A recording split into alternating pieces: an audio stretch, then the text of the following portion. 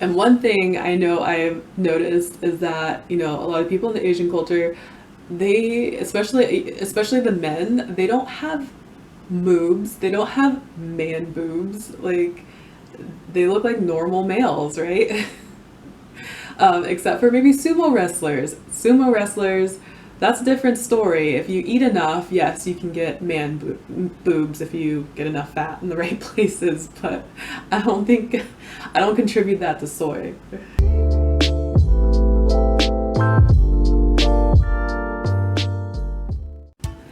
Hey everyone, my name is Monica and welcome to my channel. So today we're going to talk about soy.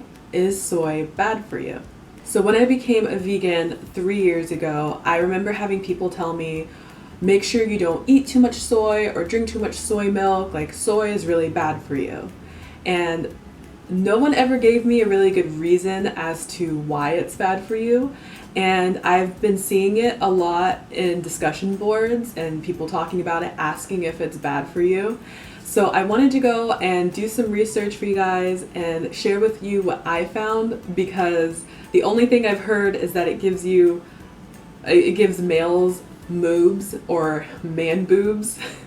And I haven't seen evidence of that. I haven't read any instances or studies that have proven that, so I wanted to get down to the bottom of it and see why people think that. Soy has been a big, heated topic of debate. There's a lot of controversy surrounding it. In my research, I found an article written by a vegan doctor, and her name is Kelly Wilson. She's an MD, and it's from a website called freefromharm.org, and I'll make sure to link that below. So I'm just going to go over some of the key points that I thought were important, but if you want to do some more detailed research, make sure to check out the website and read the article for yourself. So the soybean itself contains all the essential amino acids, as well as a pretty extensive list of micronutrients that we need. So micronutrients are vitamins and minerals. Soy contains a rich supply of a lot of micronutrients, including just a few: calcium, iron, magnesium, fiber, omega-3 and omega-6 fatty acids, a lot of the B vitamins, as well as vitamin C and zinc. So if you're like me and you look at the back of packages, ingredients that are in our foods, almost everything seems to have soy in it. That's one thing I noticed a few years ago when I started making sure to check my ingredients, is everything has soy. Okay, not everything, but a lot of things have soy in them. But soy in its highest quantity in whole soy foods are foods such as edamame, which are whole soybeans, tempeh, tofu, and soy milk. So one of the first myths we're going to go over is that all soy is GMO, and GMO stands for genetically modified organism. So I'm going to read a little bit from the study from my phone. So it says, studies show that in 2014, approximately 81% of the global soybean crop is genetically modified, and about 85% of all GMO soybeans end up in farmed animal feed. It doesn't evaporate in the slaughterhouse or milk processing plant, which means it still ends up on your plate.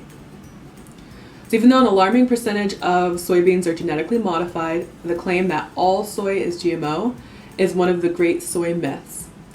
Of the soy directly consumed by humans, non-GMO soy foods such as tofu, tempeh, and soy milk are widely available in stores which offer soy products, and they are clearly labeled non-GMO. And I have definitely seen this many times before. I do buy all those products, and when I see tofu especially, I've noticed a lot of them will say non-GMO. So you can definitely get your soy non-genetically modified if that is something you're worried about. Next myth we're going to go over is that soy causes cancer.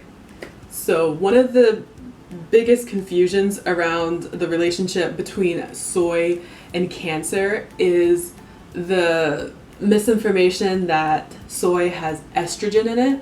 And let me stress to you, soy does not have estrogen like, we produce in our bodies. It has phytoestrogen, which is not the same thing as estrogen. So estrogen plays a very vital role in all of our bodies as humans, but it also naturally promotes the proliferation of cells, which in turn can increase some risk of cancers because it encourages some cells to multiply more than they usually would. So while soy does not contain estrogen, animal foods do. So many consumers are aware that animals used for meat and dairy are commonly supplemented with synthetic growth hormones. What a lot of people don't think about is that animals and cow milk have their naturally occurring estrogen. And this is true even of grass-fed and organic. So another thing is that meat, dairy, and eggs all contain phytoestrogen. Again, not estrogen, phytoestrogen. They are in our foods, both animal and plant derived, so if you think that you're avoiding it completely, you're not avoiding it entirely because, like I said, animal and plant foods all have phytoestrogen in them. So I know I keep saying this word, that's a new word, so let me define it for you from what I found. I'm going to read from my phone again.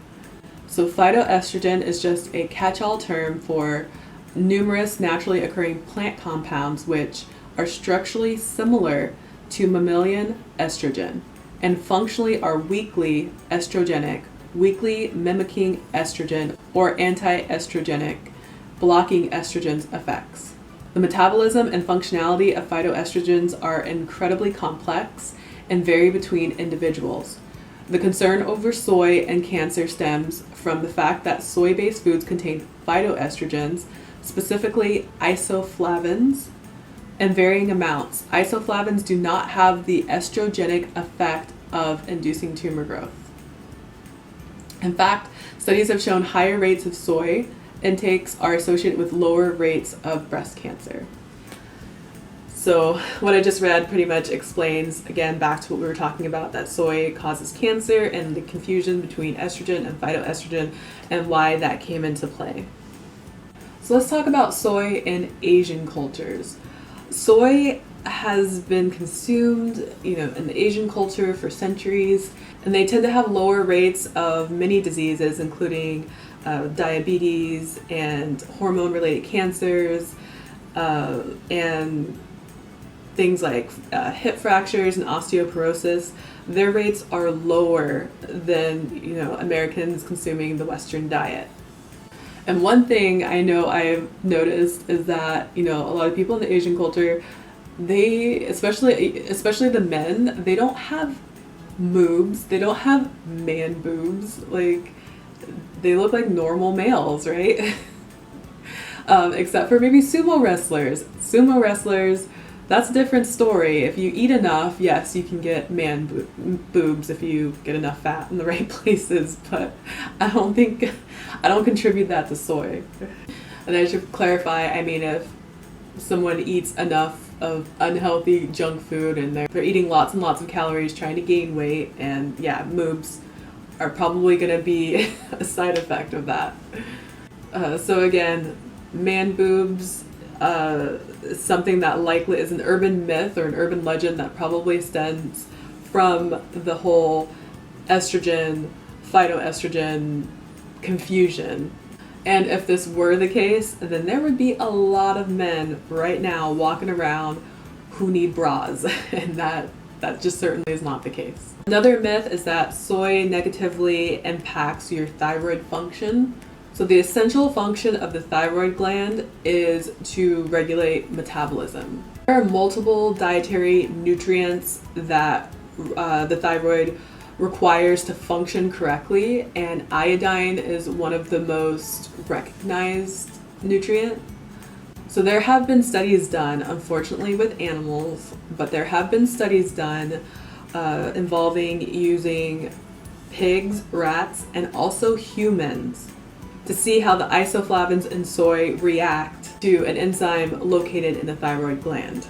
And the test proved that the thyroid hormone levels measured in the blood for both the experimental and the control groups were the same. So out of the three categories, the rats and the humans, not the pigs, just the rats and the humans, they only demonstrated hypothyroidism if their soy diets were depleted in iodine.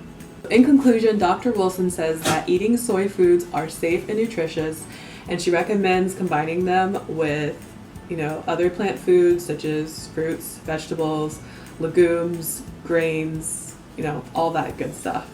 So in other words, just a healthy, whole plant-based diet, and soy will be fine.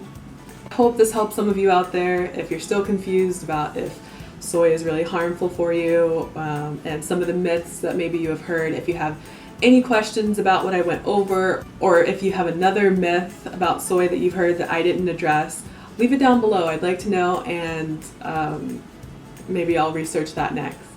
So make sure to leave a thumbs up if this helped you at all, and subscribe if you want to continue learning more vegan information. Make sure to hit that notification bell so you don't miss a video, and I will see you guys later.